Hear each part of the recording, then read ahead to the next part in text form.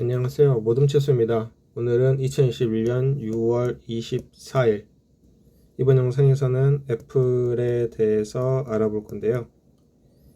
인베스터스 비즈니스 데일리 사이트에서 애플에 대한 기사를 먼저 읽어보겠습니다. 기사 제목은 여기서 애플이 반독점법에 의해서 얼마나 상처를 받았는가를 알 수 있다 입니다. 본문을 읽어보면 미국 정부는 빅테크 기업을 반독점법으로 제재하고 있고 이러한 염려는 애플의 주식을 억누르고 있습니다. 반독점법은 미국 하원에서 민주, 공화, 양당 의원들에 의해서 발의된 것이고 미국의 4대 첨단 기술 기업인 아마존, 구글, 애플, 페이스북 이 과도한 수수료 징수, 가혹한 계약 조건 강요, 개인과 기업들의 자료 추출 등으로 시장 지배력을 남용할 수 있다고 결론을 내고 반독점 법안들을 발의한 것이고 이 법안들이 상하원에서 통과되면 그리고 발효되면 구글은 자신의 검색 엔진 결과에서 유튜브를 중단해야 하고 아마존은 자신의 웹사이트에서 다른 판매자의 상품과 경쟁하는 자사 제품 판매를 금지하며 애플은 앱 개발자들에 대한 제한을 완화해야 되고 페이스북은 미래의 경쟁자 출현을 막기 위해 신생 기업들의 인수가 금지됩니다.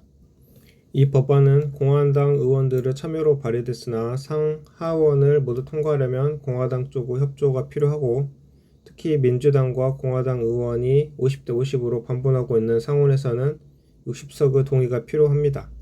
법안이 통과된다 해도 해당 기업이나 산업계의 제소 등 법적 저항을 돌파하려면 시행에는 몇 년이 걸릴지도 모릅니다. 본문을 계속 읽어보면 월요일에 웨드부시의 분석가 다니엘 아이브스는 애플 주식에 대한 우려의 영향을 수치화하려고 했는데 저는 애플 주식이 반독점법 제재에 대한 우려가 시장에 깔려 있어서 주가가 20불이 더 올라와 있다고 생각합니다. 라고 했습니다. 미국 시간 6월 22일 애플 주가는 1.4% 상승해서 132.3이 되었습니다. 올해 초 기술주 하락 이후 애플 주식은 전반적으로 상승하고 있습니다. 빅테크 기업에 대한 위험도가 높아지는데 애플은 미국과 유럽에서 압박을 받았고 이러한 시장의 염려로 인해 주가가 압박받고 있습니다라고 아이브스는 말했습니다. 현재까지 애플과 빅테크에 대한 이러한 제재는 수용 가능한 위험입니다. 하지만 법률학자이자 빅테크 비평가인 리나 칸이 연방거래위원회 위원장으로 임명된 것은 애플과 다른 주요 기술 회사들을 놀라게 했다고 아이브스는 말했습니다.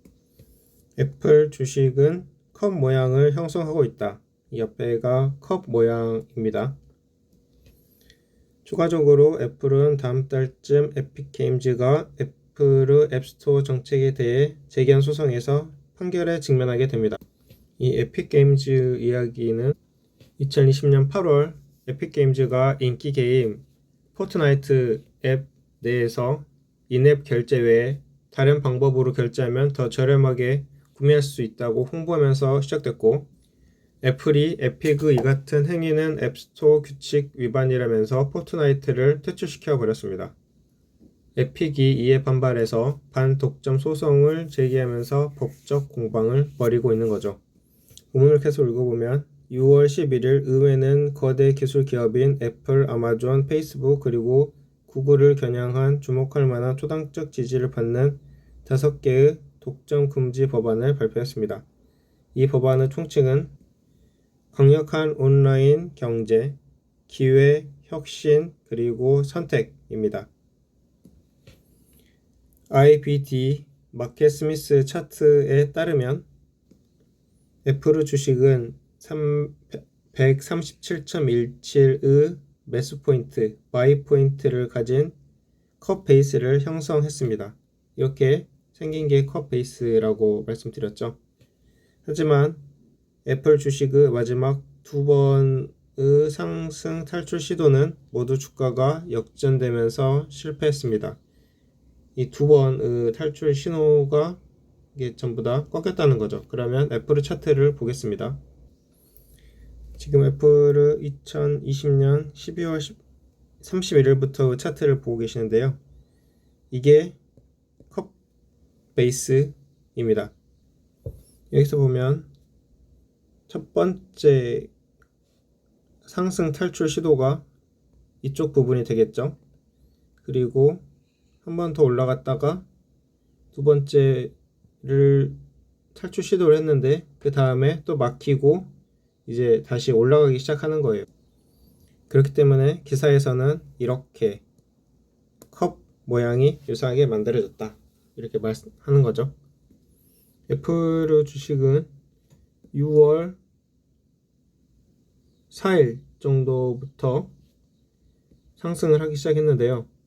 여기서 5일 이동평균선이 20일, 60일, 120일을 차례로 상향 돌파하면서 또 MACD와 스토캐스틱 슬로우 그리고 MACD 오실레이터가 위로 올라가면서 상승을 했습니다. 이렇게 2019년부터의 차트를 보면 멀리서 보면 현재 이동평균선들이 수렴을 해 있습니다. 이동평균선들이 수렴을 해서 주가가 위로 올라가면 중장기 상승으로 볼 수 있는데 지금 현재가 수렴해서 주가가 위로 올라간 거죠. 2020년 3월 하반기도 어떻습니까? 3월 하반기가 아니고 4월 초였네요. 여기도 이동평균선들이 수렴을 해서 주가가 위로 올라가서 중장기 상승을 했었잖아요. 그래서 어쩌면 이게 이런 신호일 수도 있다. 그리고 올해 9월에는 아이폰 13이 공개될 예정이고 댄 아이버스 예측으로는 1TB 스토리지 옵션이 추가되고 아이폰 13의 전 모델에 라이다 센서가 탑재될 것으로 예측하고 있는 거죠. 그래서 이렇게 진보된 기술들이 아이폰에 들어가기 때문에 기대를 불러일으키고 이렇게 상승을 하는 거고 애플의 단기적인 성장 동력은 아이폰 13이 되겠지만 장기적으로는 서비스, 즉 애플 뮤직, 앱스토어 등등이 있습니다.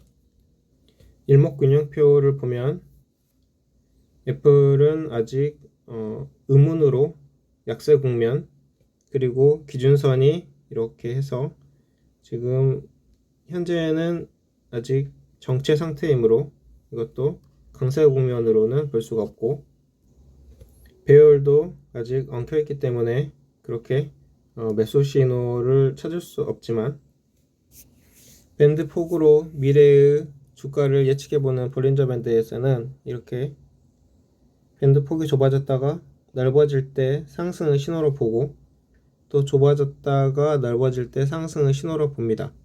그런데 현재는 지금 좁아졌다가 넓어지려고 하고 있어요.